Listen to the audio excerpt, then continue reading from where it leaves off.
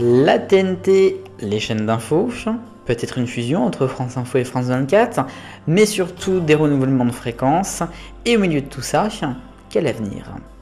Voici l'actualité de ce dimanche 19 mai 2024, bonjour à tous.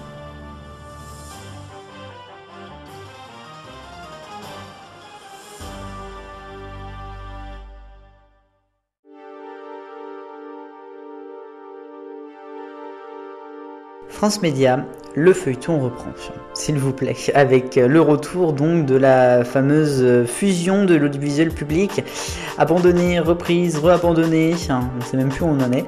On a eu une semaine assez particulière d'abord puisqu'on a eu donc les comptes rendus de la fameuse commission d'enquête sur les chaînes de la TNT de Quentin Bataillon, qui prévoyait notamment de regrouper toutes les chaînes d'infos sur les 4 canaux à la suite, 14, 15, 16, 17 par exemple. Et il a également évoqué une fusion entre France Info et France 24 de France Média Monde, ce qui n'a pas plu du tout à France 24. Finalement, il est revenu en arrière et ça ne serait pas forcément une fusion. Bon, ça c'est un détail puisque les fusions il va y en avoir avec cette fameuse réforme donc de France Média, une réforme donc qui pourrait, comme je le disais la semaine dernière, être mise en place dès le 1er janvier 2025 avec une holding et puis ensuite au 1er janvier 2026 une fusion totale entre France Télévisions, Radio France et autres, on ne sait pas trop, donc France Média Monde, l'INA, Arte peut-être même. Bon, à mon avis, c'est pas prêt encore, mais les discussions vont commencer dès la semaine prochaine, s'il vous plaît. La semaine prochaine, il y aura donc grève les 23 et 24 mai pour l'audiovisuel public, notamment à la télé. À mon avis, il n'y aura pas beaucoup de journaux normaux, puisque donc l'Assemblée nationale va commencer à voir cela, si tout va bien.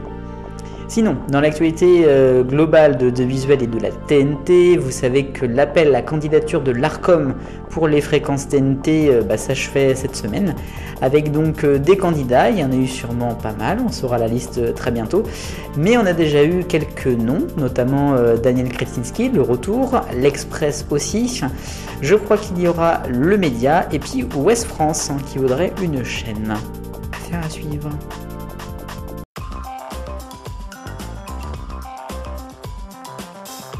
Le rayon des autres informations de la semaine est sur TF1, il n'y a non pas 1 million, mais il y a les millions. Émilien, le candidat heureux des 12 coups de midi de Jean-Luc Reichmann, a dépassé cette semaine le million d'euros de gains et de cadeaux. C'est un score qui n'avait jamais été aussi loin dans l'émission depuis 2010. Il a dépassé Bruno, qui en avait un peu plus d'1 million, mais pas autant. Et ça va continuer pendant encore plus d'1 mois minimum. Ça promet pour TF1 après pour débourser l'argent. M6 maintenant, alors que M6 Plus a été lancé cette semaine, Nicolas de Taverneau, lui aussi a envie encore plus d'M6, puisqu'il est désormais vice-président, s'il vous plaît, de CMA Média, CMA CGM, oui, ceux qui vont racheter BFM TV et RMC. Et vous le savez peut-être pas, mais CMA CGM a des parts dans le groupe M6. Je crois que c'est un tout petit peu plus de 10%, et donc pas totalement parti.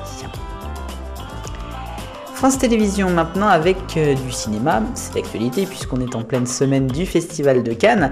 Le cinéma français et France Télévisions qui ont signé un accord cette semaine de 2024 à 2028 donc sur ce cinéma, avec France Télévisions qui s'engage à investir 80 millions d'euros par an dans les œuvres cinématographiques françaises ou européennes, et dans lequel cas elle demande un peu plus de cinéma dans le replay qui pourrait rester 30 jours sur France.tv. Et puis un compromis maintenant avec France Télévisions et France 2 et TF1 qui avaient décidé de faire de la soirée du 6 juin prochain une soirée documentaire avec l'Apocalypse sur France 2 et puis sur TF1 c'était D-Day 100 jours pour la liberté, sauf que 2 documentaires sur le même thème le même soir ça fait tâche, surtout pour TF1 qui en diffuse un tous les 150 ans, donc du coup TF1 a demandé à France 2 un petit peu de changer sa case et ça sera le mercredi pour France 2 finalement.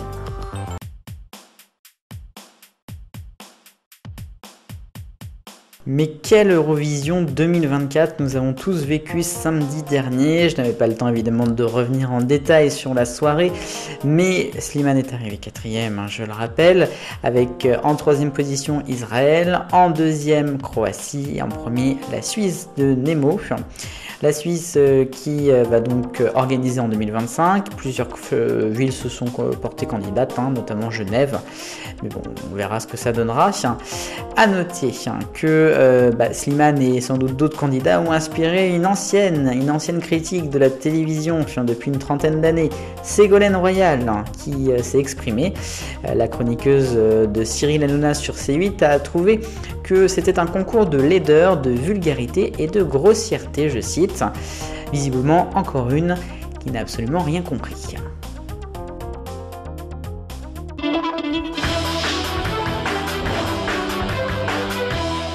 Les droits TV de football, c'est toute une histoire, ça depuis déjà de nombreuses années, on se souvient de Mediapro.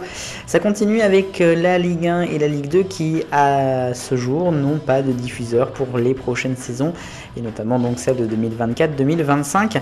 La Ligue 1 et la Ligue 2 qui intéressent pas mal de personnes, mais peu qui ont envie de débourser de l'argent. Canal+, n'est pas vraiment intéressé, mais pourrait avoir une sous-licence de BeIN, qui pourrait donc rafler la mise de quand même 700 millions d'euros à payer, c'est énorme. Sinon, France TV pourrait bien être intéressé, mais par un lot particulier, le lot 5. C'est en fait le lot avec les images qui pourraient être diffusées dans ces magazines comme Tout le Sport. Bon, voilà, dans tout ça, derrière Amazon Prime qui diffuse depuis 2021, pourrait aussi avoir un match au final. Ça reste très compliqué et ça n'avance pas.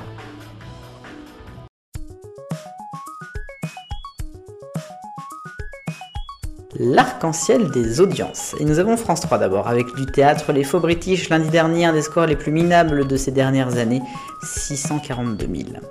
En orange, c'est le grand concert des régions, toujours sur France 3, c'est un peu mieux, mais c'est qu'à 1 100 000. Ensuite, c'était TF1 en jaune avec la première partie de The Voice samedi dernier face à l'Eurovision. Ça souffre, 2 179 000 et 11% seulement. Ensuite en vert, c'est C8 avec Touche pas mon poste en prime time, 11% aussi de part de marché et 2 240 000 à 21h. Le trésor de TF1 s'est offert un immense record en part de marché, 46%, c'est de l'ère de Jean-Pierre Pernaut carrément. Nous avons ensuite du bleu foncé avec l'Eurovision, donc sur France 2, et c'est en hausse sur un an, bravo. Et puis nous avons HPI pour terminer, qui n'est pas en hausse, mais qui fait quand même un très beau score stable pour son retour jeudi en violet.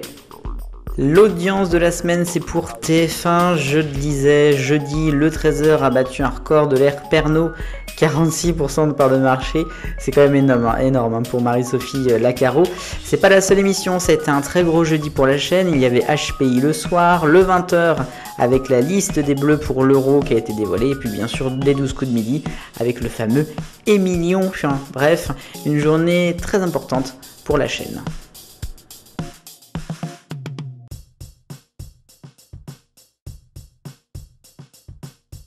Et enfin, je vais vous parler de la plateforme vidéo Twitch qui propose du coup des lives principalement, des directs de créateurs dans le monde entier et en France. Une plateforme qui existe depuis une dizaine d'années avec avant un ancien nom et puis qui est très intéressante notamment pour les gamers. L'INA s'intéresse à Twitch puisque depuis l'année dernière, dans le cadre du dépôt légal du web, c'est la même chose que le dépôt légal des chaînes de télévision, mais ce sont pour les sites internet, certaines chaînes Twitch qui ont été sélectionnées sont sauvegardées avec donc les différents lives en son sein. C'est quelque chose d'assez intéressant, ça a été mis en lumière ce vendredi puisque il y a une étudiante en Master 2 des archives numériques qui a été notamment en stage à l'INA, qui en a parlé et qui en a fait une conférence, c'était donc vendredi.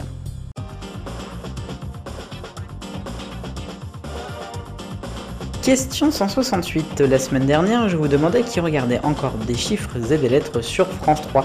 Vous avez été en majorité à répondre pas moi, presque 70% d'entre vous, et donc un peu plus de 30% regardent, ou on va dire de temps en temps.